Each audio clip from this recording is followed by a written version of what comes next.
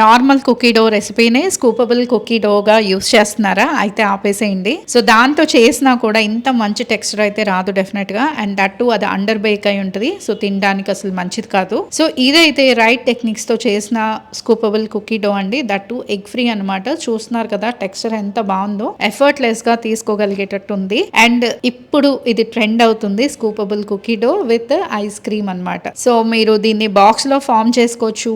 So ఒక్క cookie cell చేసే బదులు బాక్స్ సెల్ చేయొచ్చు. సో స్మార్ట్ గా ఆలోచించి ఈ ట్రెండ్ అవుతున్న కోర్స్ అయితే మిస్ అవ్వకుండా జాయిన్ అవ్వండి. సో చూస్తున్నారు కదా ఎంత డెలిషియస్ గా ఉందో. సో ఖచ్చితంగా మీరు యాజ్ పర్ స్కూప్స్ దీన్ని సెల్ చేయొచ్చు, యాజ్ పర్ క్వాంటిటీ సెల్ చేయొచ్చు. అండ్ ఎవరైతే ఐస్ క్రీమ్ పార్లర్స్ వాళ్ళు ఉన్నారో వాళ్ళైతే డెఫినెట్ గా వాళ్ళ ఐస్ క్రీమ్ తో దీన్ని పేరప్ చేసి సెల్ చేయొచ్చు.